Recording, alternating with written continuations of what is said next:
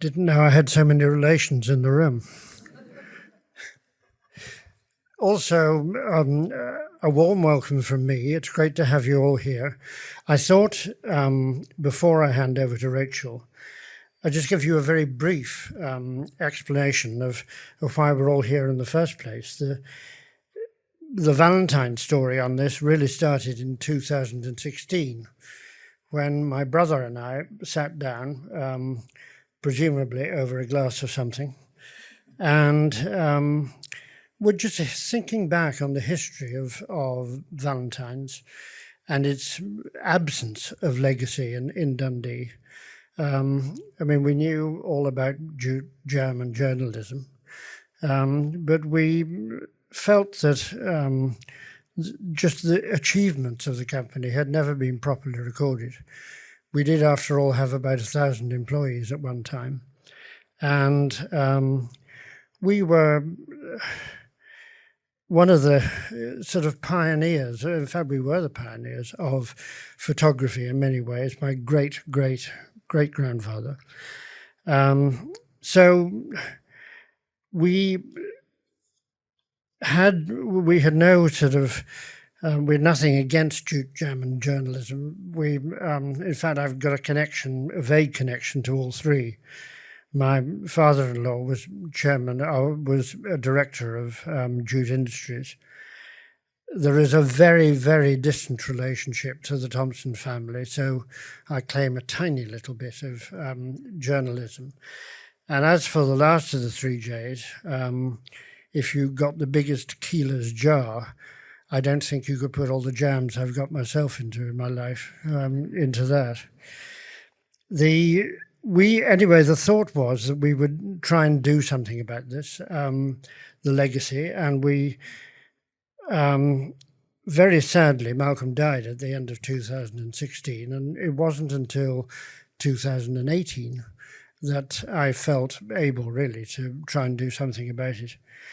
And very luckily, the V&A were on our doorstep, and I went to see them at the end of 2018, beginning of 2019. And we had a meeting, which was a quite extraordinary meeting. It was met with tremendous enthusiasm. There has been tremendous enthusiasm the whole way through my relationship with the V&A in getting all this together. They couldn't have been better. The only slight blip we had along the way was that someone who was sitting at the back of the room suggested that I might be put in a glass case and put on show. The thing that worried me about that is the curator who I was working with at the time, Meredith, immediately started making notes. And as the exhibition goes on till the end of January, I guess there's still a chance that that might happen. Anyway, we turning really back to today's, the legacy has now been, I think, properly recorded. Very, very happy with the way that that's happened. The archive is really the whole basis, actually, of how the company was formed and how it's gone on since then. It is you will see from Rachel's talk that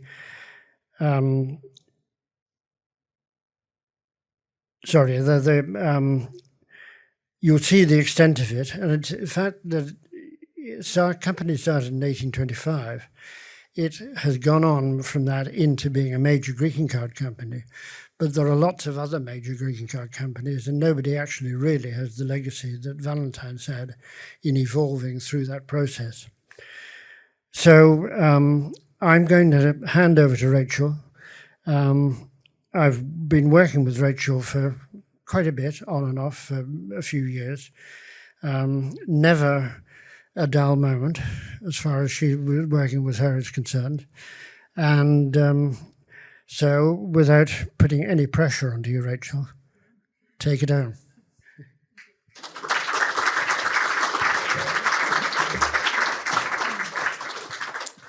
All right, I believe this one's working, and that's my backup, right? Good, thank you. Thank you. I can't think of a better person to introduce me to a Valentine talk than Andrew Valentine himself. And there isn't a better place for there to be an exhibition on the Valentine company than here in Dundee. So really, everything all comes together. Additionally, the very first talk I ever gave when I joined St. Andrews was about the Valentine firm and the Valentine collection that we hold at St. Andrews. So this is really kind of serendipitous that this is my last talk for St. Andrews, but that it is here and we're now delivering all of this to you, because one of the people in that audience about 10 years ago was Sophie, who's one of the curators here at Dundee. She became one of the curators here because this wasn't here yet. And so I think between Andrew and I, we tag teamed them over a few years to actually get all of this to happen. One of the things at St. Andrews is we've got lots of archives, we've got lots of collections, but to deliver it to people in an engaging and exciting way, we are obviously somewhat limited to there. So having a space here that we can work with has been amazing. So I'm going to give you a bit of background about the firm, about the archive, and how we make it accessible at St. Andrews. I will try and not duplicate anything that's in the exhibition, which I don't think I can do anyways, but give you a little bit of background to the story. You probably know this name if you've seen any of the exhibition yet. James Valentine founded the firm. The photographic part of the firm was founded in 1851, but as Andrew said, the firm was there. There was a printing and publishing bit of the firm that existed before then, before it was Photographic. So in the 1850s, photography was spreading rapidly across Scotland. 10 years earlier, photography was announced to the world, and there was 2 photographic processes announced simultaneously, interestingly. One in France, which was offered freely as a gift from the people of France to the world without a patent. So anyone could practice this process called the daguerreotype, except England. Somebody had already purchased a patent there, so everyone in the world had free access to this photographic process, except England. And then by another twist of fate, Henry Talbot invented the photographic negative in England. And he was very stringent with his patents. And he took out a patent everywhere in the world, except Scotland, due to a very close friendship he had with the principal of the University of St. Andrews, who convinced him there's no economic viability of doing patents in photography here in Scotland. So interestingly, in Great Britain, you had Scotland that had no patent on any photographic process, and you had England, which had a patent on both of the major processes. So that really laid the groundwork for photography to develop, and I hate using that pun, I'm very sorry, to develop photography on an expedited level here in Scotland, where it was hindered in England. So throughout the 1850s, you had these photographic firms evolve through business, just good business sense. Of course, every town would have a small photographic studio, and some of those with good business sense would develop into larger firms. You had George Washington Wilson. Wilson was based up in Aberdeen. You had Thomas Annan in Glasgow, John Thompson, and of course our local James Valentine. So these were big firms that started to produce photographs on an international level. So as we said, 1851, we had the founding of the photographic firm of James Valentine and Sons, and that was over on Perth Road. And it wasn't long after that that the largest glass house in Britain was built here in Dundee, and that was just for printing photographs. And that was just for James Valentine. So it is Valentine and Sons. James Valentine had 3 sons. John, who was quite poorly, actually, he wasn't a very healthy man, and he's the eldest son, and he went further afield to try and find healthier air, as it was in the time. If you had poor lungs, you would often leave Scotland and the damp air that was here. He ended up as far as Hawaii, and he was one of the first photographers on Kauai. And he photographed extensively on the island, and then he sold those photographs to another local photographer before he left. And sadly, he died on his way home. I think he died in California en route. But those photographs still exist in the Kauai Museum in Hawaii. George had a similar ill health, and he was advised to go further afield, and he went the other way, kept going a little bit further. He ended up down in New Zealand, and he photographed the Polynesian islands extensively, and there are quite a few of these images here in the middle that you see documenting the Polynesian people. Most of those are at the National Museum in New Zealand, but we also have a couple really lovely albums from George Dobson Valentine in the St. Andrews collections. But the middle son, William, he also went away from Scotland, but he only went as far as London, and he was doing some training with Francis Frith, who's another big name in photography, and he was sort of the big powerhouse of photographic publishing in London. And so William trained for a little while with Francis Frith, and then he returned home to help his father run the business. So I love this guy. Sorry. The center bits, you've seen many of them, I'm sure, in the exhibitions, but they're always quite charming. So the business of photography was big business.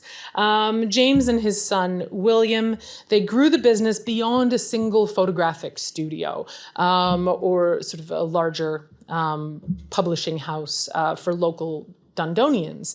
In the mid-19th century, there was industrialization was growing. Mid-19th century, lots of industrialization across all sectors.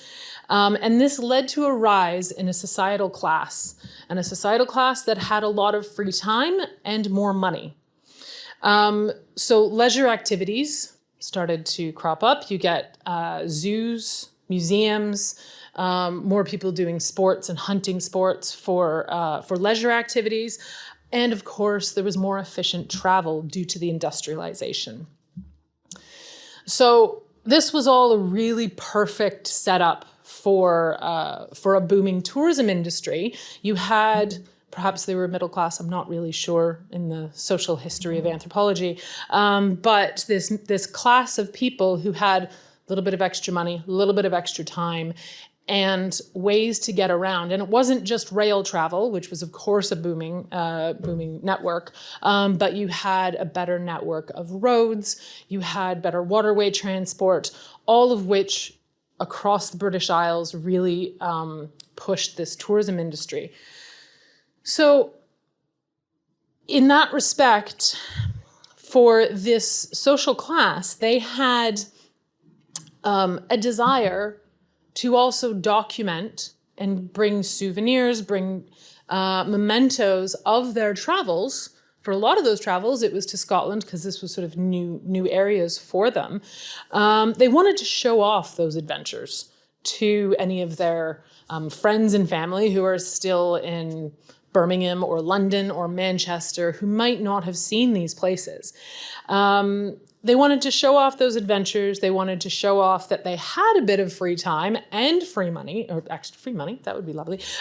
Free time and extra money. So Scotland was perfect. It was remote enough to still be exotic. And for some people, perhaps it still is. But it was within a reasonable travel distance. But of course, there was such beauty to document. And you had this booming photographic industry that documented the landscape, whether it be grand castles, amazing waterfalls, landscapes, highlands, island life, coastal life, fishing villages. This was all quite new to a lot of these tourists, these holiday makers.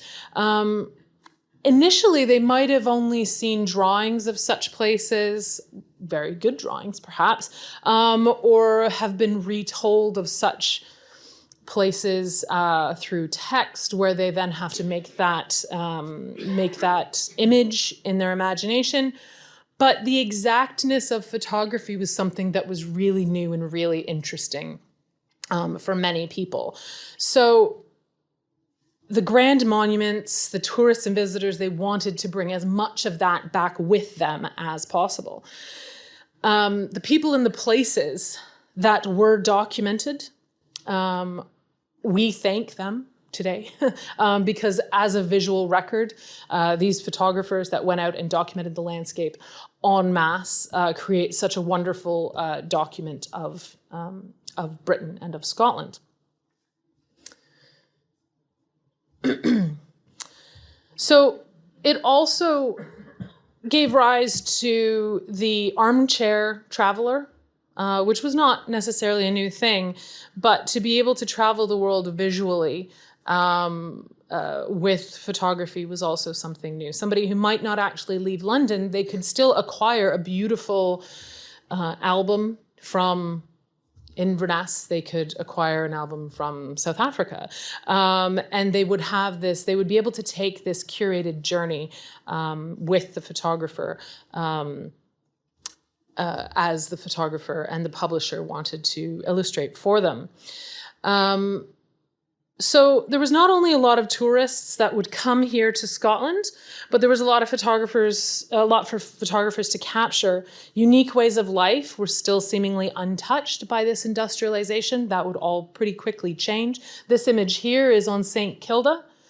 So there was a really nice, not really the best word, a nice window of opportunity before St. Kilda was evacuated, before the Western Isles, some of the Western Isles were evacuated, where you did have a lot of photographers going out documenting this way of life, which somebody on mainland Britain, even in Scotland, might never have seen or had close experiences with. So the firm flourished. I love this one. We've got several different examples of this one, and you've probably seen the idea of duplicates and having some images that are plain black and white, others that are colored, others that have certain people removed and whatnot. But this is, I believe this is from the actual negative. So this is sort of an original, the original take of the image, if you will. But it's a lovely example of Highland life. The firm flourished, the Valentines firm flourished and expanded internationally. They would eventually have offices in Canada, in South Africa, in New Zealand, as mentioned earlier. And I believe there was also a firm in Australia, although Andrew can probably correct me on that if necessary. They would continually evolve and respond to the ever-changing market. Photography was interesting, but they needed to keep it relevant to the changing markets and the changing ideals of the Victorian people. The Victorian people were a very curious society. As I mentioned, there was the advent of zoos and museums. They wanted to see and absorb everything, but they were also maybe a bit flaky at times. So you needed to keep things really interesting and keep things changing. So it wasn't just enough to have photography in an album or photography in print form. And what the Valentine firm did amazingly well was continually change. I think there's a quote, I'm pretty sure it was Kodak that did this sort of perhaps around the same time, but in America. George Eastman would change things just enough to get somebody else to buy the next thing and the next thing, the next camera and the next sort of film. Of course, you see this with smartphones now. Everything has to change just enough for you to buy something. So it wasn't enough just to have prints. So the advent of the photographic souvenir, this first example here, you can see that's sort of a nice albumin print with a lovely gilded frame. You would buy that, your favorite scene from Scotland, you could bring home and put on your wall and tell all of your friends about your amazing adventures in Scotland. But there was a faster way to tell all of your friends and loved ones, and that was the postcard. And that was a real game changer for photographic businesses, specifically Valentine. So there was reforms to the penny post in around the 1860s, I think, and that saw a more efficient postal service, a more efficient and a cheaper postal service. And the postcard was introduced to British markets in 1870. And in 1871, some 75 million postcards were sent in Britain alone in the first year. And by 1910, the peak of the photographic postcard, that number had skyrocketed to 800 million postcards, which is phenomenal by today's standards. But many of those, in fact, probably most of those, were published by Valentines. Any town you would go into, any small village, you would have a set of postcards you could purchase and send, and you would put it in the post, and by the end of the day or the next morning, you would have your friend in London or Manchester or Bristol would have your stories and lovely images of where you are. And when I say every tiny village, I mean, it was every tiny village. When I moved here to St. Andrews from a very tiny village of Laycock, which, throw back to who I mentioned earlier, where the photographic negative was invented by Talbot in Laycock. And it is a tiny village of 4 little streets forming a square of about 250 retired little old ladies who are absolute dears. And I think nothing really happens there since the invention of photography. I came here and I thought, oh, I wonder, do you think Valentine's has any photos of Laycock? Because it's a tiny little village. They had a set of 4 different postcards. So they sent photographers to every little village and took a series of postcards. So at the little shop in Laycock, you could go and buy 4 little Valentine postcards if you wanted. So they had a wonderful network of photographers. James Valentine obviously did not take all of these photos. I mean, very well traveled if he did, but he did not. So he would hire photographers to go out and photograph a certain area, and the negatives would come back. They would go into a ledger, which I'll get to in a minute, and be registered and documented, and then they would be used for printing. So we have prints, postcards.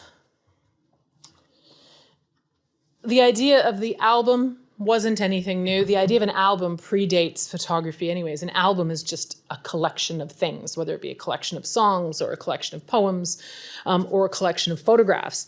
But of course, it lent itself to photography very nicely. And before the big powerhouses of photography and photographic firms came in, you could go into a small town and you would go to the photographic studio, have your portrait taken, but of course there's some nice scenes that you want to bring back with you in a nice souvenir album. And you would have a selection of images to choose from, a little sample album, and you say, I would like a 6-page album with images 1, 3, 7, 8, 9, whatever. And they would go into the back, paste those in a lovely album and give it to you and send you away with it. Of course, that's not efficient when you're looking at a tourism industry on such a scale that was growing through the latter half of the 19th century. So the Valentine firm started producing albums. You can see they have a nice gilt. This is Scottish scenery with a set of images from across Scotland. You don't have a choice, but you can walk in, purchase it, and leave. And then likewise, you would get these smaller albums. I think this is England. This England is about that big, so nice little sort of pocket size, that you could take away with you with printed images in it. Nice bit of text as well. So this was evolving from that sort of bespoke album idea onto publishing. And, we talk about Dundee being important in the area of publishing, and this is one of the areas, of course, that we're talking about. And the creation of the photographic album as a printed item is obviously important here. But of course, people can get tired of it. The idea of the album, well, that wanes. I can only fit so many albums on my shelf. So Valentine's came up with this, the first image there, the snapshot set, is a nice, they're about a little bit bigger than, a little bit smaller maybe than playing cards. And you would go to a place, a shop, and you could buy a set of 12 views. In some cases, using the exact same images they were using in the albums, but on about 20 years or so. And they might very well still be taken from the exact same negatives. The other part of the business that the Valentine firm showed they could use the same image. There's very rarely people, there's very rarely machinery, I guess, anything that could date an image. So this image, the snapshot albums, say that one there, that could very well be published for this in the 1920s, but it could be an image from 1890. There's nothing really to show you that it is a historic image, if you will. So they were very good at reusing, which of course was a good business model. So album sales waned. You have these snapshot sets, which are quite prolific. I think you can go into most little antique stores now and you will undoubtedly find some. I find them everywhere I go. I feel like photographs kind of jump off shelves at me, which is a lovely thing when you're a photo curator. But there's also these gift boxes, speaking very much to the Victorian ideal of having nice trinkety things to hold. They were very, they loved knick-knacky things, I suppose, if I can call them that. But this is a wonderful little jewelry box. It's about this big. It's green velvet with some brass furnishings on it and a beautiful image of, probably should know where that is. I think it might be Lochleven. I'm not sure. But a beautiful albumin print under glass on the top. Absolutely lovely to have on your table or on your bedside. These were quite iconic of the time. But interestingly, we actually don't have many in the collections at St. Andrews. I think there's only 2 of them in the collection. But another example of using the photographic medium to drive that business. So after 112 years, it was the end of the era for Valentine as a family-owned local business. Waddington's purchased the Valentine Company in 1963 and then sold it on to Hallmark in 1980. And for some years, it existed as a subsidiary of either of those companies until it ceased operations in the mid-1990s. So as part of the rationalization for assets by Waddingtons, they didn't necessarily want or need that old black and white photography. That's old stuff. What they wanted was the more contemporary color images. This was the 60s, 70s. Color photography was becoming the next greatest thing. So they didn't need the older material. And there are some really apocryphal stories, which I've only heard, obviously, by second, third, fourth hand, of some workmen throwing glass plate negatives out the back of a warehouse in Dundee because nobody wants these photos. These are just old photos that the company wants to get rid of. I'm sure some archaeologist far in the future will find a big pile of glass plate negatives and have no idea what's going on. But somebody, you can just see it, that somebody would come up and stop these people from throwing these glass plate negatives out the back. This is horrible. Somebody must keep this document.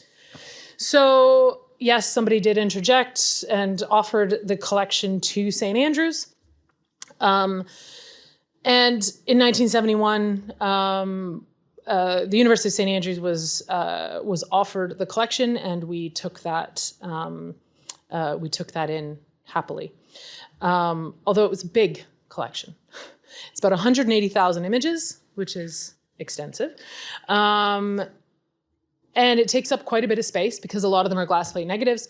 A lot of them are albums, but then of course there's lots of prints mixed in there, and the collection is not complete. So perhaps, yes, some of the negatives were destroyed in the process or just disposed of by the company if they no longer needed them. But photography was the reason why St. Andrews, of all the places for it to go, and photography, I mentioned earlier, came to St. Andrews it was the first place photography came in Scotland. And Scotland is very important in the history of photography globally. But through the social networks and the scientific networks rooted in St. Andrews, it is considered by many to be the home of Scottish photography. And if you've ever been to another talk by me, I have a very high soapbox that I stand on about St. Andrews being the home of Scottish photography. And I can go on and on about that, but that's for another day. But suffice it to say, University of St. Andrews it is the oldest photographic collecting institution in the world. It has been collecting photographs for the sake of photography since 1841, which is only 2 years after photography was announced to the world. And it now holds one of the largest photographic collections in Scotland, second only to the National Collection of Aerial Photography in Edinburgh. So the Valentine collection found a very good home at St. Andrews, one which promotes access, it promotes research and teaching. The collection is used extensively for teaching when we talk about, there's a history of photography program at St. Andrews, so of course the Valentine firm must be a topic on that, in that lecture series, along with all the other photographic firms that showed up. So Valentine, it is well known as one of our major holdings, but it is also, it is well accessed. It is probably one of the most highly accessed collections that we have. So today, St. Andrews is working extensively to put much of the collections online. We are in a digital era, and much of the work St. Andrews does is to make all of their collections freely available to the world. Of course, there's 2 million images in the entire collection, so please don't hold your breath for any of our lifetimes for them all to be online. But it is not only prints and postcards. Within the Valentine collection, there's the albums, and they are working on creating album surrogates where you can view page by page. So you don't necessarily need to come in. You are welcome to come into the reading room to view the albums, but you can view them from the comfort of your home. And as the collection grows, it is also important to link the Valentine collection with other major collections that exist, both outside of St. Andrews, but also within the holdings. And a few years ago, St. Andrews was offered 12,000 prints by George Washington Wilson. Not by George, I mean, he took the photos, but he's dead, so he didn't offer them to us, although that would have been nice. He's 12,000 prints, which is an amazing acquisition. One which probably would have ended up in Aberdeen, because where we are the home for, St. Andrews is the home for the Valentine archive. In Aberdeen, they are the home for the George Washington Wilson archive, who was one of the biggest rivals for the Valentine firm. But having 12,000 prints by George Washington Wilson also held in the St. Andrews collection is very important for students, for researchers, for the public to be able to access and view two very large photographic archives side by side is immensely important for understanding the entire history of photography. Another big part of our holdings, I will say, I'm sure that some people are interested in the business records. We do not have the business records of the Valentine firm at St. Andrews, but what we do have are these ledgers, and they are the registers of every image ever taken by the Valentine firm. And through some very crafty work by the digitization colleagues and our IT services, you can now also view these in page-by-page format and fully zoomable format online. So if any of you happen to have any Valentine images at home, which I'm assuming several of you do, the Valentines were wonderful at labeling every single one of their images. And you will often find a JV hyphen letters and numbers. And that can all be traced back to these ledgers. So you can find all of them here. There's, I think, 60 in total, perhaps.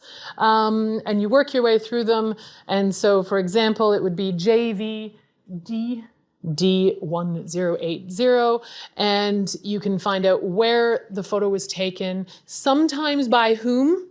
There are very minimal records on the photographers that were hired to take specific photographs, but if it exists, it would be in these ledgers. And so this one here is taken by Mr. Gray, for example. So really useful visual document from the archive to show, and you are more than welcome to take a look at those online. The other issue with putting them online is some of them are falling apart. They're regularly used. So just for the physical preservation of them, it is much better for us to have them online for you to virtually flip through as opposed to physically flip through. So you're welcome to take a look at those online. So that's my whirlwind story of the photographic firm as a business turned archive. And it meets a natural conclusion. And a few years ago when I gave this talk, or if I had given a similar talk, I might have thought that an exhibition kind of ties it up in a nice little bow, which it does in some ways. But it is clear by the insightful and engaging exhibition that you can see outside that there's so many more stories to tell. And through all archives, through all collections, creating access for those collections and getting people involved in those collections as their own archives is very important to the reason why we hold these collections and why we make them available.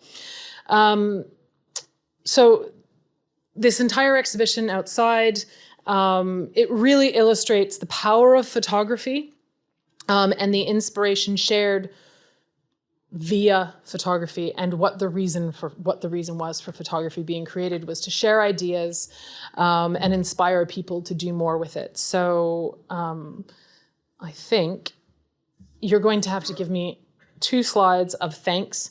As my last talk for St. Andrews, this is my opportunity to thank my colleagues at St. Andrews for all the work that they do, but specifically 2 of my former colleagues, Eddie Martin and Jane Campbell, for their decades of work, specifically with the Valentine collection. Jane can't be here today, but she's worked for nearly 30 years with the Valentine collection and looking to bring it to the people of Dundee.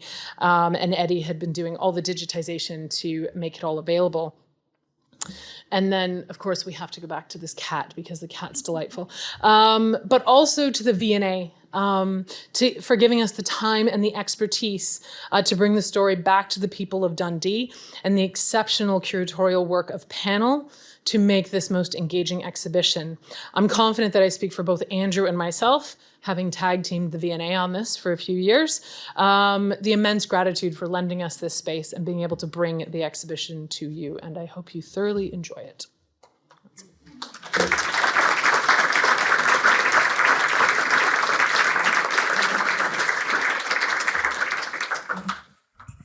We just about have some time for some questions, and I'm going to invite Andrew Valentine to come up again so that he can answer them as well. If anybody does have any questions, if you want to just pop your hand up and I'll bring you a microphone.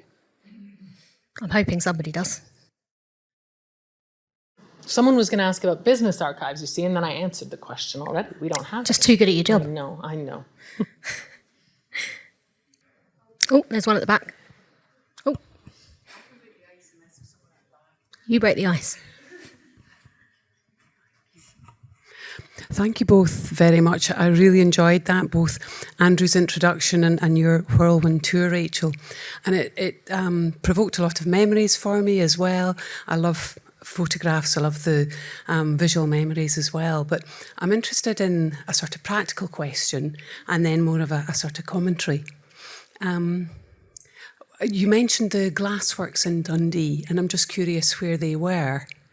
And also, now we're using our phones, we have far more digital images, what your concerns are or what your thoughts are on how we curate or how we capture and restore or keep images for social history in the future. Thank you both. Thank you. Thank you for the icebreaker. One that I think we can handle, I think. I believe, because the Valentine firm, when it was finally closed down, was on the Kingsway. You're probably best to answer this one. It was on the Kingsway where the Peter Vardy is? Is that right? Yes, it was. Yes. And is that where the glass house was? No, I think the glass house was down in the middle of the town. The main office in the town was at 154 Perth Road for a long time. Before it moved up to the Kingsway. But I've always thought that the glass house was down in that region, not up out of Dundee, as it were, but bang in the middle. It probably would have been quite out of town if it were in the Kingsway back in 1850s, yes. I would think. So, yes. Yeah. With regards to your question about photos. Print them, look at them, enjoy them. That's difficult when I think last I looked at my phone, I've got 10,000 photos, and this is a new phone, so I don't know. And I don't actually take a lot of photos. I deal with photos every day. Yeah, it's difficult. It's creating photos on such a massive scale as we do now creates a big problem for future people who do what I do now. My job is relatively simple.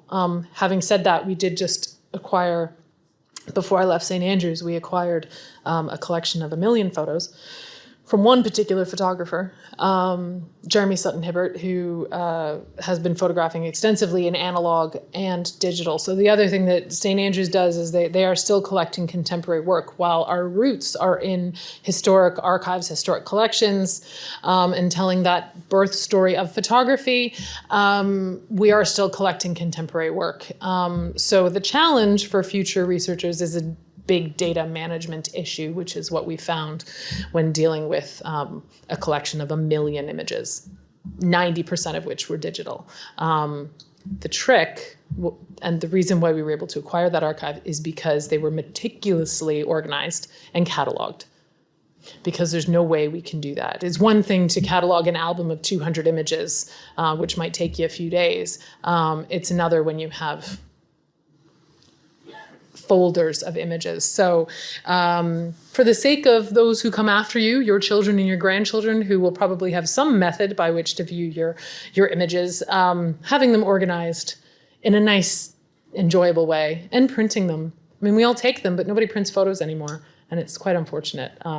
So I encourage people to print photos and stick them on your fridge or make little photo albums. It's easy to do. There's so many tools out there to do it. So I think we've got another question from the back. Hi, I'd just say thank you. It was really a lovely talk. I was just wondering, do you still collect sort of Valentine's prints? Do you go out to look for them, or do people offer you them? Or I was just wondering if you could maybe say a little bit about how the archive continues. I know you've got so much, but kind of, yeah, if you're offered anything at the moment. Or... Yeah, I think we are offered. We are offered material somewhat regularly. Through exhibitions like this or articles that we do. I mean, there's other work that Andrew's been doing to keep it in people's minds that, you know, we at St. Andrews hold this collection. We only take it if it fills a gap in the collection, because we do have so much, 180,000 images. We have most of it. We only take it if it's something that we're missing.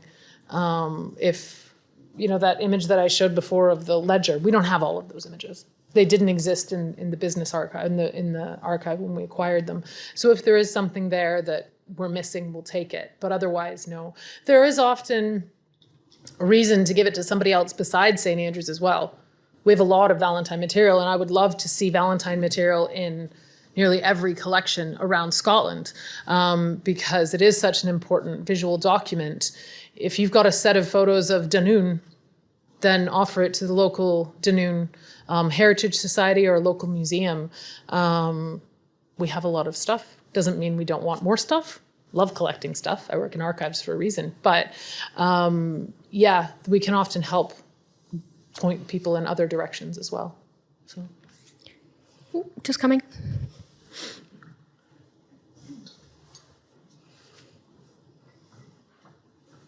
Wonderful talk. Thank you so much. I was just thinking, you know, after the First World War, you have a huge expansion, you know, of comic postcards, you know, and pop-up postcards, comic one, you know, funny ones, drawings, you know, silly drawings. And did Valentines employ, you know, designers, artists, writers? Were they borrowing people from Thompson's? Yes is the answer to the last question. We had a lot of outsiders, but a lot of it was created in-house. There is, in fact, I think, a separate exhibition to be done on the humorous postcards, and which is very much of a period. But there is I don't know how much of that sort of material you have in terms of.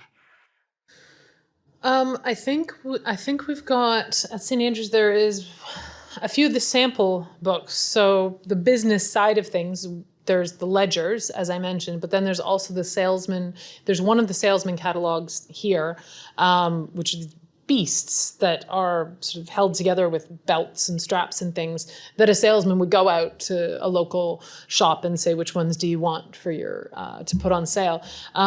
So we have those examples, but because they weren't photographic, they didn't naturally come to the photographic collection. And there's a weird there's a whole discourse in photo history about why photographs are separated from their natural archives, which I can get to at another point. But that is another example of, it would have made sense from a business point of view to collect something like that. But at St. Ages, we only have it because they are these salesman catalogs, if you will. But yeah, there was so much of that going on around that time. And evolving with the business just made sense for them to employ those people. So. There was, in fact, a story that my father told me of those saucy seaside postcards. There used to be an organisation called the Blackpool Watch Committee, and you had to send, you didn't have to, but if your saucy postcards were accepted by the Blackpool Watch Committee and you could publish that, then people bought them. But the trouble, or one of the original problems, was that it depended on the degree of sauciness.